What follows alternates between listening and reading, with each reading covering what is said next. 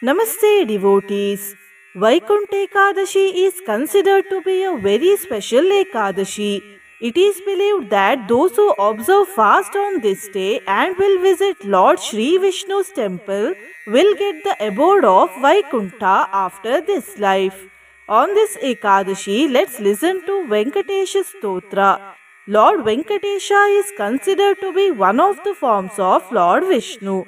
By listening to this mantra today in the morning and evening, the benefits of observing Ekadashi Vrata of all 24 Ekadashis of a year will be obtained.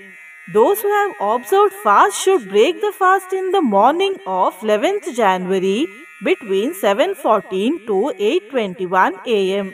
Before listening to the mantra, if you are new to the channel, subscribe the channel, press the nearby bell icon and select all option.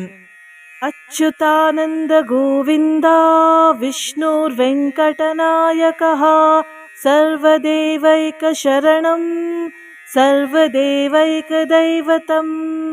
Achyutananda Govinda Vishnur Venkatanayakaha Sarvadevaika Sharanam Sarvadevaika Daivatam. Achyutananda Govinda Vishnur Venkatanayakaha Sarvadevaika Sharanam Sarvadevaika Daivatam. Achyutananda Govinda Vishnur Venkatanayakaha Sarvadevaika Sharanam Sarvadevaika Daivatam. Achyutananda Govinda Vishnur Venkatanayakaha Sarvadevaika Sharanam Sarvadevaika Daivatam. Achyutananda Govinda Vishnur Venkatanayakaha Sarvadevaika Sharanam Sarvadevaika Daivatam. Achyutananda Govinda Vishnur Venkatanayakaha Sarvadevaika Sharanam Sarvadevaika Daivatam. Achyutananda Govinda Vishnur Venkatanayakaha Sarvadevaika Sharanam Sarvadevaika Daivatam. Achyutananda Govinda Vishnur Venkatanayakaha Sarvadevaika Sharanam Sarvadevaika Daivatam. Achyutananda Govinda Vishnur Venkatanayakaha Sarvadevaika Sharanam Sarvadevaika Daivatam. Achyutananda Govinda Vishnur Venkatanayakaha Sarvadevaika Sharanam Sarvadevaika Daivatam. Achyutananda Govinda Vishnur Venkatanayakaha Sarvadevaika Sharanam Sarvadevaika Daivatam. Achyutananda Govinda Vishnur Venkatanayakaha Sarvadevaika Sharanam Sarvadevaika Daivatam. Achyutananda Govinda Vishnur Venkatanayakaha Sarvadevaika Sharanam Sarvadevaika Daivatam. Achyutananda Govinda Vishnur Venkatanayakaha Sarvadevaika Sharanam Sarvadevaika Daivatam. Achyutananda Govinda Vishnur Venkatanayakaha Sarvadevaika Sharanam Sarvadevaika Daivatam.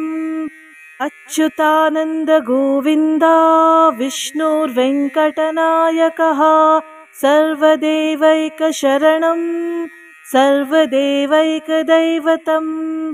Achyutananda Govinda Vishnur Venkatanayakaha Sarvadevaika Sharanam Sarvadevaika Daivatam. Achyutananda Govinda Vishnur Venkatanayakaha Sarvadevaika Sharanam Sarvadevaika Daivatam. Achyutanand Govinda विष्णुर्वेङ्कटनायकः सर्वदेवैकशरणं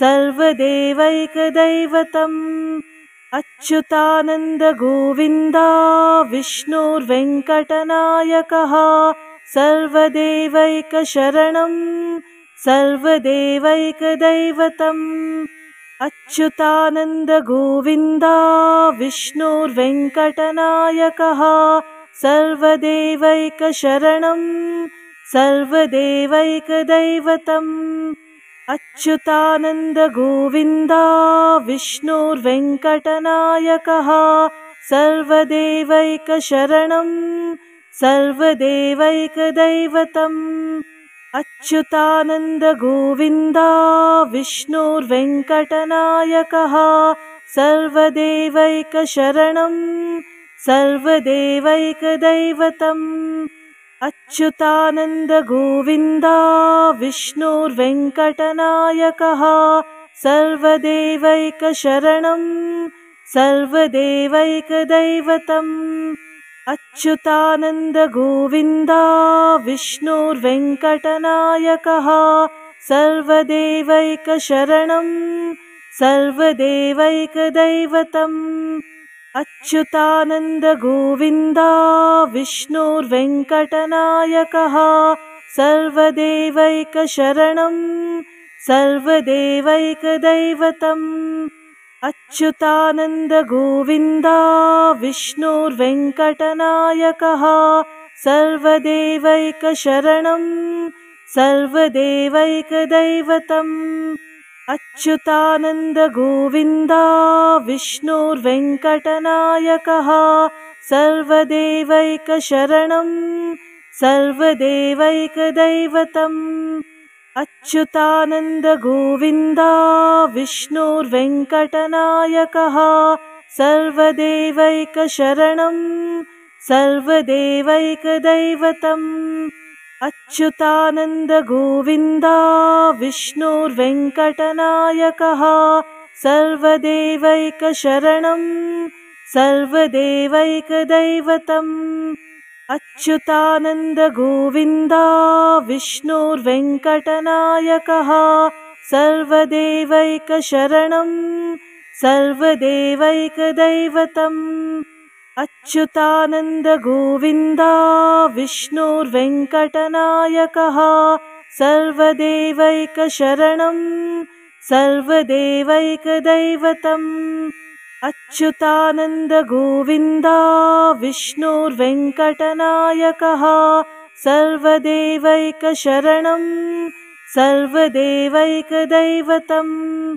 Achyutanand Govinda विष्णुर्वेङ्कटनायकः सर्वदेवैकशरणं सर्वदेवैकदैवतम् Achyutanand Govinda विष्णुर्वेङ्कटनायकः सर्वदेवैकशरणं सर्वदेवैकदैवतम् Achyutanand Govinda विष्णुर्वेङ्कटनायकः सर्वदेवैकशरणं सर्वदेवैकदैवतम् Achyutanand Govinda विष्णुर्वेङ्कटनायकः सर्वदेवैकशरणं सर्वदेवैकदैवतम् Achyutanand Govinda विष्णुर्वेङ्कटनायकः सर्वदेवैकशरणं सर्वदेवैकदैवतम् Achyutanand Govinda विष्णुर्वेङ्कटनायकः सर्वदेवैकशरणं सर्वदेवैकदैवतम् Achyutanand Govinda विष्णुर्वेङ्कटनायकः सर्वदेवैकशरणं सर्वदेवैकदैवतम् Achyutanand Govinda विष्णुर्वेङ्कटनायकः सर्वदेवैकशरणं सर्वदेवैकदैवतम् Achyutanand Govinda विष्णुर्वेङ्कटनायकः सर्वदेवैकशरणं सर्वदेवैकदैवतम् Achyutanand Govinda विष्णुर्वेङ्कटनायकः सर्वदेवैकशरणं सर्वदेवैकदैवतम् Achyutanand Govinda विष्णुर्वेङ्कटनायकः सर्वदेवैकशरणं सर्वदेवैकदैवतम् Achyutanand Govinda विष्णुर्वेङ्कटनायकः सर्वदेवैकशरणं सर्वदेवैकदैवतम् Achyutanand Govinda विष्णुर्वेङ्कटनायकः सर्वदेवैकशरणं सर्वदेवैकदैवतम् Achyutanand Govinda विष्णुर्वेङ्कटनायकः सर्वदेवैकशरणं सर्वदेवैकदैवतम् Achyutanand Govinda विष्णुर्वेङ्कटनायकः सर्वदेवैकशरणं सर्वदेवैकदैवतम् Achyutanand Govinda विष्णुर्वेङ्कटनायकः सर्वदेवैकशरणं सर्वदेवैकदैवतम् Achyutanand Govinda विष्णुर्वेङ्कटनायकः सर्वदेवैकशरणं सर्वदेवैकदैवतम् Achyutanand Govinda विष्णुर्वेङ्कटनायकः सर्वदेवैकशरणं सर्वदेवैकदैवतम् Achyutanand Govinda विष्णुर्वेङ्कटनायकः सर्वदेवैकशरणं सर्वदेवैकदैवतम् Achyutanand Govinda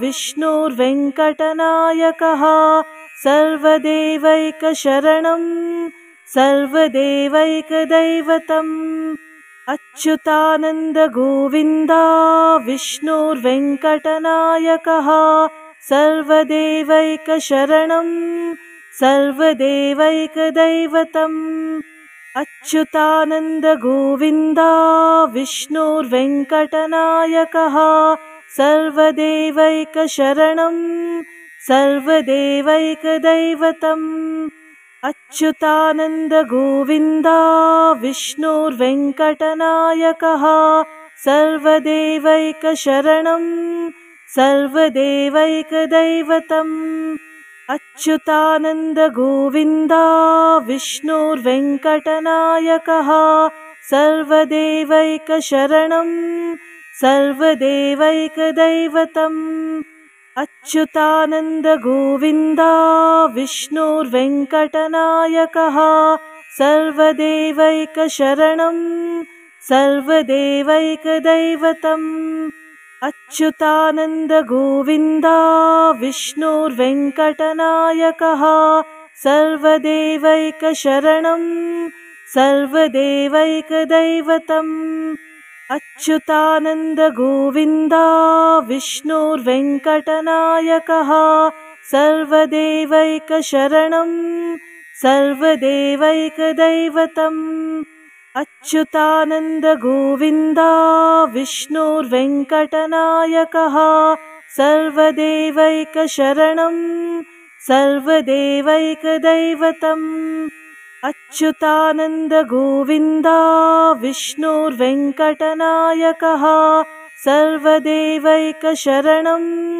सर्वदेवैकदैवतम् Achyutanand Govinda विष्णुर्वेङ्कटनायकः सर्वदेवैकशरणं सर्वदेवैकदैवतम् Achyutanand Govinda विष्णुर्वेङ्कटनायकः सर्वदेवैकशरणं सर्वदेवैकदैवतम् Achyutanand Govinda विष्णुर्वेङ्कटनायकः सर्वदेवैकशरणं सर्वदेवैकदैवतम् Achyutanand Govinda विष्णुर्वेङ्कटनायकः सर्वदेवैकशरणं सर्वदेवैकदैवतम् Achyutanand Govinda विष्णुर्वेङ्कटनायकः सर्वदेवैकशरणं सर्वदेवैकदैवतम् Achyutanand Govinda विष्णुर्वेङ्कटनायकः सर्वदेवैकशरणं सर्वदेवैकदैवतम् Achyutanand Govinda विष्णुर्वेङ्कटनायकः सर्वदेवैकशरणं सर्वदेवैकदैवतम् Achyutanand Govinda विष्णुर्वेङ्कटनायकः सर्वदेवैकशरणं सर्वदेवैकदैवतम् Achyutanand Govinda विष्णुर्वेङ्कटनायकः सर्वदेवैकशरणं सर्वदेवैकदैवतम् Achyutanand Govinda विष्णुर्वेङ्कटनायकः सर्वदेवैकशरणं सर्वदेवैकदैवतम् Achyutanand Govinda विष्णुर्वेङ्कटनायकः सर्वदेवैकशरणं सर्वदेवैकदैवतम् Achyutanand Govinda विष्णुर्वेङ्कटनायकः सर्वदेवैकशरणं सर्वदेवैकदैवतम् Achyutanand Govinda विष्णुर्वेङ्कटनायकः सर्वदेवैकशरणं सर्वदेवैकदैवतम् Achyutanand Govinda विष्णुर्वेङ्कटनायकः सर्वदेवैकशरणं सर्वदेवैकदैवतम् Achyutanand Govinda विष्णुर्वेङ्कटनायकः सर्वदेवैकशरणं सर्वदेवैकदैवतम् Achyutanand Govinda विष्णुर्वेङ्कटनायकः सर्वदेवैकशरणं सर्वदेवैकदैवतम् Achyutanand Govinda विष्णुर्वेङ्कटनायकः सर्वदेवैकशरणं सर्वदेवैकदैवतम् Achyutanand Govinda विष्णुर्वेङ्कटनायकः सर्वदेवैकशरणं सर्वदेवैकदैवतम् Achyutanand Govinda विष्णुर्वेङ्कटनायकः सर्वदेवैकशरणं सर्वदेवैकदैवतम् Achyutanand Govinda विष्णुर्वेङ्कटनायकः सर्वदेवैकशरणं सर्वदेवैकदैवतम् Achyutanand Govinda विष्णुर्वेङ्कटनायकः सर्वदेवैकशरणं सर्वदेवैकदैवतम् Achyutanand Govinda विष्णुर्वेङ्कटनायकः सर्वदेवैकशरणं सर्वदेवैकदैवतम् Achyutanand Govinda विष्णुर्वेङ्कटनायकः सर्वदेवैकशरणं सर्वदेवैकदैवतम् Achyutanand Govinda विष्णुर्वेङ्कटनायकः सर्वदेवैकशरणं सर्वदेवैकदैवतम् Achyutanand Govinda विष्णुर्वेङ्कटनायकः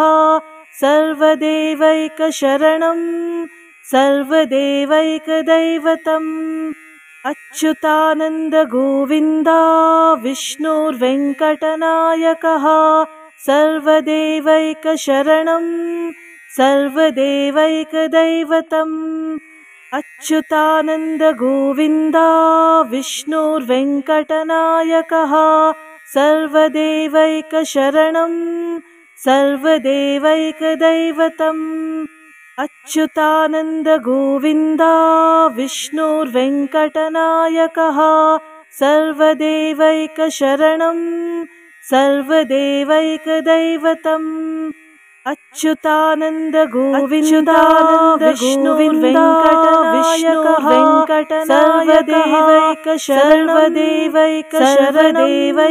सर्वदेवैकदैवतम् Achyutanand Govinda विष्णुर्वेङ्कटनायकः सर्वदेवैकशरणं सर्वदेवैकदैवतम् Achyutanand Govinda विष्णुर्वेङ्कटनायकः सर्वदेवैकशरणं सर्वदेवैकदैवतम् Achyutanand Govinda विष्णुर्वेङ्कटनायकः सर्वदेवैकशरणं सर्वदेवैकदैवतम् Achyutanand Govinda विष्णुर्वेङ्कटनायकः सर्वदेवैकशरणं सर्वदेवैकदैवतम् Achyutanand Govinda विष्णुर्वेङ्कटनायकः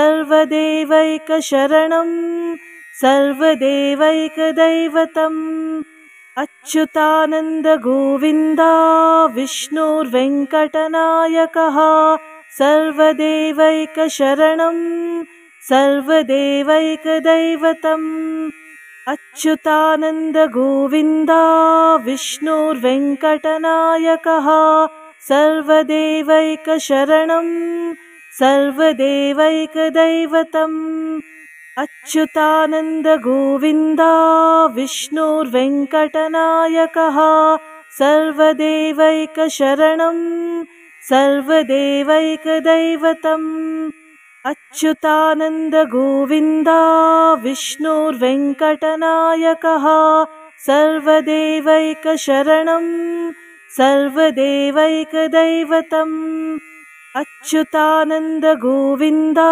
विष्णुर्वेङ्कटनायकः सर्वदेवैकशरणं सर्वदेवैकदैवतम् Achyutanand Govinda विष्णुर्वेङ्कटनायकः सर्वदेवैकशरणं सर्वदेवैकदैवतम् Achyutanand Govinda विष्णुर्वेङ्कटनायकः सर्वदेवैकशरणं सर्वदेवैकदैवतम् Achyutanand Govinda विष्णुर्वेङ्कटनायकः सर्वदेवैकशरणं सर्वदेवैकदैवतम् Achyutanand Govinda विष्णुर्वेङ्कटनायकः सर्वदेवैकशरणं सर्वदेवैकदैवतम्